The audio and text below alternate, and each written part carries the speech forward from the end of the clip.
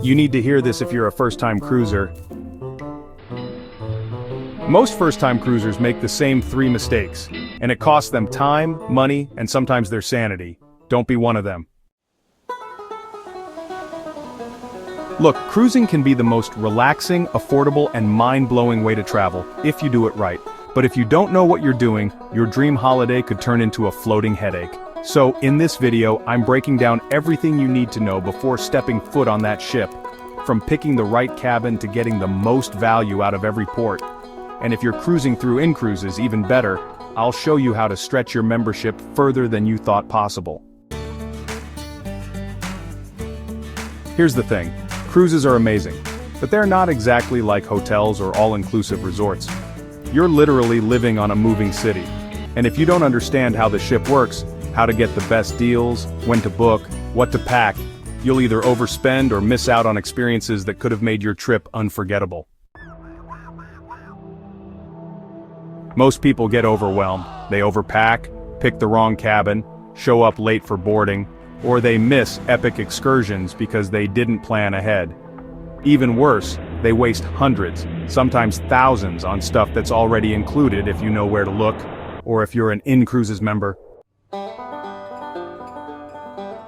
A cruise isn't just a vacation, it's an experience.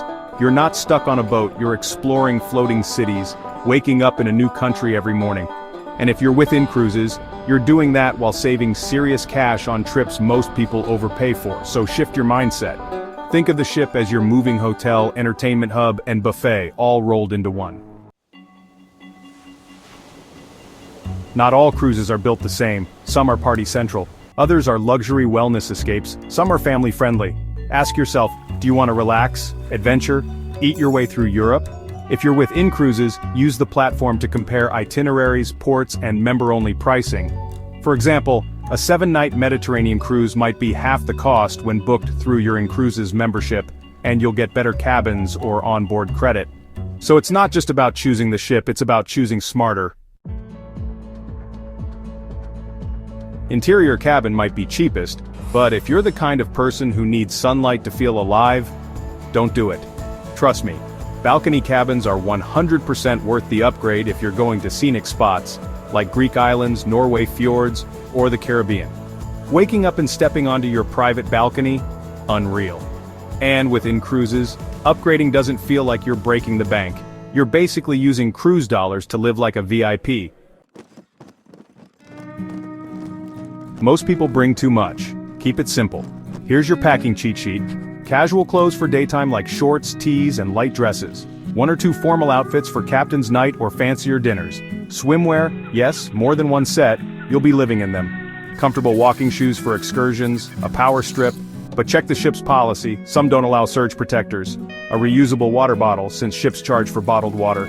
A small day pack for excursions. And don't forget your passport, printed booking info, and your incruises cruise voucher if needed. If your boarding window is 1 p.m. to 3 p.m., aim for 2 p.m. Getting there too early means you'll wait around. Too late? You'll be stressed. And before you even leave home, check in online, download the cruise app, and double-check your travel docs. If you're using incruises, your confirmation will have everything laid out clearly. Just show up with your passport and booking number and you're golden. Don't just head to the buffet and crash. Do a full loop of the ship. Check out where the gym is, where the spa is, where the theater and lounges are. The sooner you know where everything is, the smoother your week will be. Also, pro tip, book any specialty restaurants, shows, or spa treatments on day 1. They fill up fast. Incruises members sometimes get onboard credit, which you can use for those little luxuries. So don't let it go to waste. It's mandatory, and yes, it's usually a short video and a check-in at your muster station. Just do it. Skip this and you risk being booted off the ship before you even set sail. Not the kind of story you want to bring home. Sea days equal chill days. These are perfect for enjoying the ship. Pools, spa, fitness classes, trivia contests, the works. Port days equal exploration.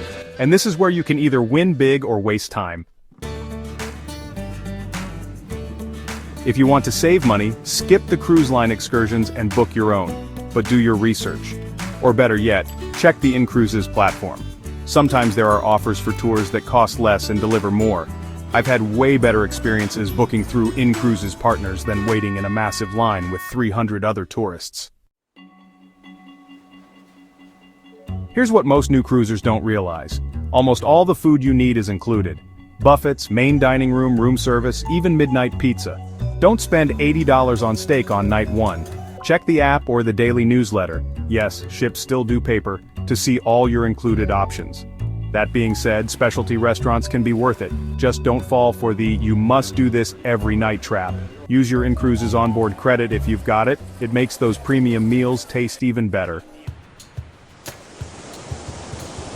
Wi-Fi on board isn't cheap. If you absolutely need it, buy it in advance. It's cheaper that way. But honestly, consider unplugging. The best part of cruising is actually disconnecting. Unless you're running a travel business or vlogging your trip, like I do, skip the packages and soak in the real world. If you do need to go online, wait for port days. Most cities have free Wi-Fi and cafes. Yes, there are gyms on board. Yes, you can run around the top deck. Yes, you can take Zumba at 10 a.m. and hit the water slides at noon.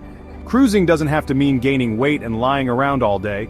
I actually used my cruise to reset, woke up early, hit the gym, did breathing exercises on the balcony, and still had time for pancakes and port wine. With incruises, you travel more often, so cruising becomes part of your lifestyle, not just a once-in-a-decade splurge. The magic moment on your first cruise comes when you realize you're waking up in a new country, while your hotel brought you there overnight. You're sipping coffee, staring at the coast of Santorini or the port of Lisbon, and realizing this is real life. That's when it hits you. Cruising isn't a vacation, it's a way of life. And if you're cruising through incruises, that life becomes a lot more reachable. You're not just dreaming about travel, you're living it more often for less, with people who get it. So if you're gearing up for your first cruise, remember, plan smart, pack light, explore early, eat wisely, and enjoy every minute. Cruising is one of the easiest, most relaxing ways to see the world, and with incruises it's not only more affordable, it's a total lifestyle upgrade. Use your cruise dollars wisely, tap into the member perks, and start traveling like the pros. Whether you're cruising through the Caribbean, the Med, or some bucket list location, your first trip should be unforgettable, for all the right reasons. Hit subscribe so you don't miss the next insider travel tip that could save you hundreds.